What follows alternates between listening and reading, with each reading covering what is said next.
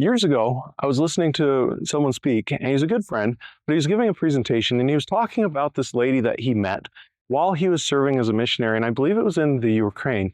He was saying that this lady was pretty old, and she had some pretty serious health problems to where her knees had arthritis and could barely walk, and her hips, and there were a number of other health problems.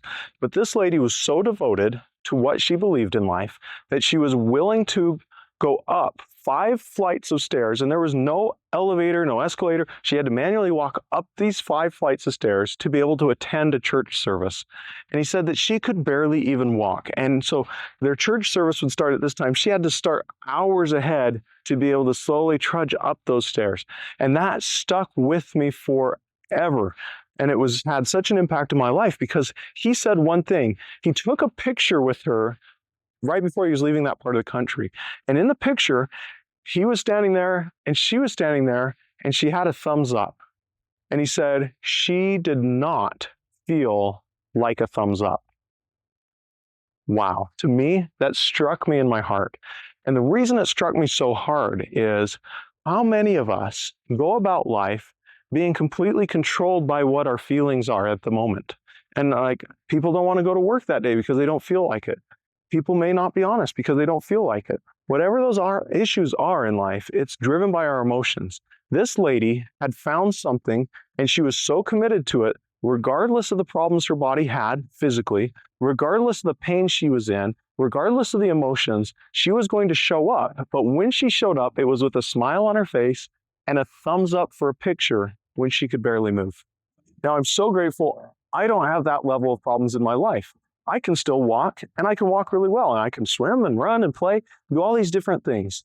Now, when we make commitments, whether it's in business, whether it's to ourselves, whether it's to other people, and it's our personal relationships, when we make a commitment, are you that dedicated?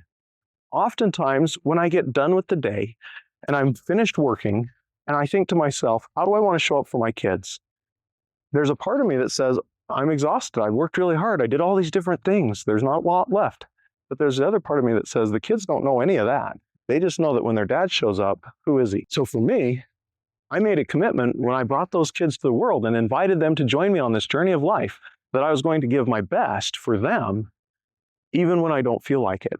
And there's been a lot of influence that story had on my life. So I'm sharing that story with you in hopes that maybe it can inspire you, whatever the issue is, wherever the problems are in life, when you aren't feeling it, when the body's fighting you, when you don't have the desire, the energy, the mental capacity to reach down a little deeper into that reservoir of commitment and remind yourself, a long time ago, whatever it was, I committed to this, and I'm going to fulfill my commitments.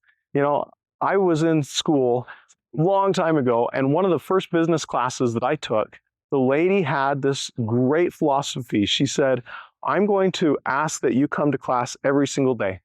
And when you come to class, you're going to write your name on a piece of paper and turn that paper in. If you've done that, you fulfilled your commitment to be in class, and you can leave. You can walk right back out. You'll keep your commitment that you came, you signed the paper, and you can leave.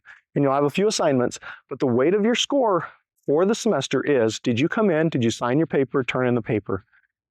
And there were people that I watched throughout the semester. They would come, put their paper, turn in. Other times there'd be a stack of papers that one person would turn in. And she knew, but she said, in business, all it is you'll come to an agreement with someone, and that's what business is. You come to an agreement and you keep your commitment. When you do that, you're going to get a good grade, either in my class or you'll get a good grade in business. If you don't keep your commitments to come into class, you're not going to get a good grade in this class. If you make commitments to people and then don't fulfill them in the business world, you're not going to be good at business. And the entire semester was dedicated to that concept. I don't know how many of the other students got the idea that she was trying to portray. And she said, you can even call me on the weekend. You can text me. If you're not going to make it to class, just let me know. And I did. Super Bowl Sunday, I had an issue that I knew was going to keep me from class on Monday. And I called her up mid-Super Bowl, said, hey, I got this issue that's coming up. I'm not sure if I'll make it to class. She said, great. I got my issue resolved early Monday morning. I still made it to class. She said, what are you doing here? You said you weren't going to come. I was like, well, I got the issue resolved. She's like, well, that's extra. And it stuck with me because, again, I kept my commitment to the best of my ability. So in life, in business, wherever you're at, are you keeping your commitments to other people, but also, very importantly, are you keeping them to yourself, even when you don't feel like it? To me, the people that keep commitments to themselves and to others are the most successful. Success cannot be measured just in dollars. Success is measured in so many other factors, and one of the most important is where you're at on keeping your commitments.